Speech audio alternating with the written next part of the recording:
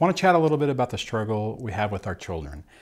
One of the things that I think people lose sight of is how difficult this really is for our kids and the process that we have to go through to really help them deal with this and recover from this. Now, one of the things that was really problematic for me whenever I was basically trying to struggle with my kids to prove to them that I wasn't the monster that I was being portrayed to be, and having to deal with that in a situation where you don't really get a lot of positive feedback in the beginning of it. Whenever you're working with your kids and you're trying to get them to understand, you have to demonstrate by your own actions and your words matching it that you are in fact different. One of the things that's really tough, well, a lot of this is really tough, but one of the main things is your kids are going to test.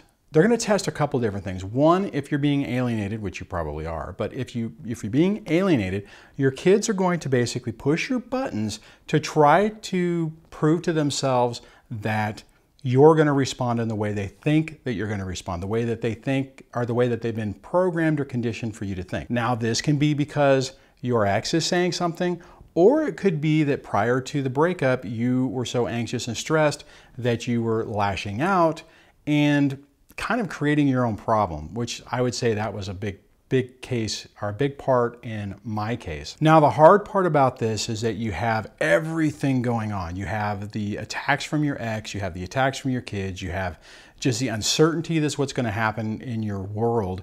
And when that's going on, it really inhibits your ability to maintain that control and focus on how you're supposed to respond. And it is super critical that you get that under control. Now, the other part of this, when I was talking about your kids testing you, they're also testing you to see if you're going to abandon them, to see if you really are going to stick with them. And this comes up in a bunch of different ways. Now, early on with my oldest son, he was just pushing my buttons left and right because he was angry. He was frustrated. He was actually blaming me for a lot of what was going on. And it's really tough in those situations to remain calm and collected. Now, there's a lot of times that I didn't do that, and I would lash out and I would get into arguments with him, and it would just create a big, huge, colossal mess. Now, I've made a lot of other videos about this. I probably should create a new playlist of this, or I guess just revisit these videos. But the critical part about this is you have to be very consistent and careful on how you respond. And you need to basically demonstrate that what your kids think you're going to do isn't really the case. And as you do that, things start to get better. It doesn't happen overnight, though. You cannot expect that you get it right one time and that's going to clear everything up. You are going to have to do it over and over and over and over again.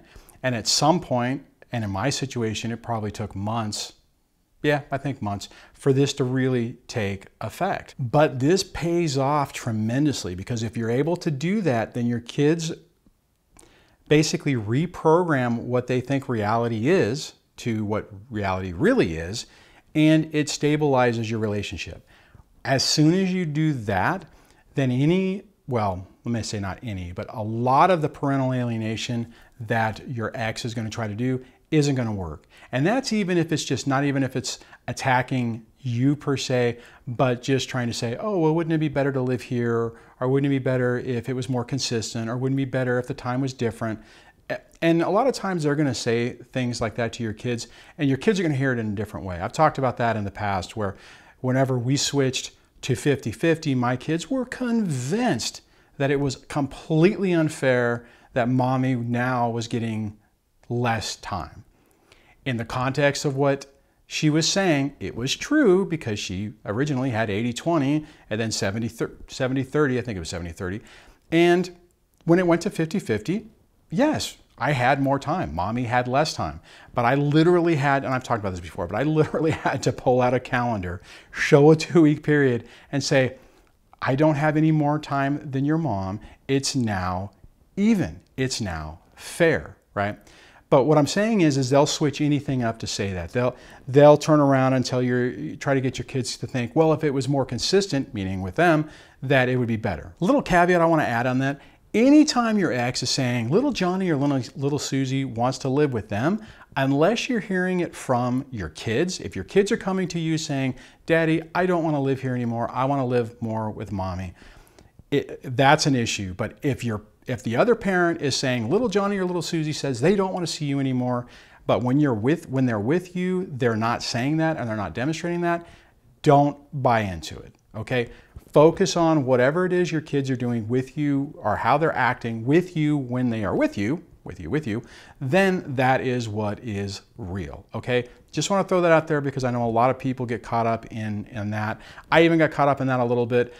Focus on what's really going on with your kids. Now, if your kids are saying that they don't want to do that, you have to sit there and deal with that like I was talking about. I had to basically reframe the conversation in, it's fair, this is the way it is, now. Before, I didn't get to, Daddy never hardly ever got to see you, that type of stuff. It sucks because we end up having to talk a little bit about things around the kids that we don't really want to, but sometimes we have to. So the last part of this is just that consistency, basically keeping your game face on when your kids are around you and when they're going, poking it right in your eye, because it's gonna happen, and proving to them that you're, I would say, not say different, but who you really are. The other thing I want to mention about this, because I've seen this a lot in the Discord, or not a lot, I've seen a couple people talk about this in the Discord, and this is something I've had to deal with my youngest daughter. And kids will go through phases where, like for my youngest daughter, she got to the point where she wasn't affectionate with me anymore. She wouldn't say that she loved me when I dropped her off, didn't want to give me hugs, and was just kind of rebelling. Sometimes that's normal adolescent behavior. Now, I know for me, when it first happened, I was thinking this had to be coming from the ex. And again, I just remained consistent. Well, if she wouldn't say that she loved me when I said I loved you, I didn't make a big deal about it. And it was really weird because I was really kind of disappointed because I was like, dang it, this whole dynamic, my relationship with her is completely changing. And crap, I mean, I was really frustrated because I was like, damn it, I really wanted that to last a little bit longer. But the crazy part is we got through that period of time and that took a few months and now it's back to normal. Now she likes to hug me. She says when I drop her off that she loves me. She's affectionate again, all those different things. And a lot of times kids are doing that just to kind of test the reality of what they think. One is establishing their own boundaries, and it's the normal adolescent thing. Two, it's also, the second part about it is trying to determine or trying for them to prove to themselves that you're still going to be there and you're not going to abandon them. And once you can do that, things tend to calm down. So if you're going through that, don't get too caught up in what's going on in the immediate time, because realistically, things are probably going to stabilize. So on that, I'm going to wrap this video up. Hopefully you're doing okay. And if you haven't signed up for the Discord, go to the main YouTube page, click the link for that. It's in the icon in the top right to get the invite, so you can check that out. Please subscribe to the channel, hit the bell notification so that YouTube will actually tell you about videos that I post, because apparently YouTube the other day just came out and said specifically that if you don't do that, they are not going to tell you unless, you every so often, and my experience has been that every so often can be months down the road. And on that, I'll chat with you on the next video. Take care. Bye.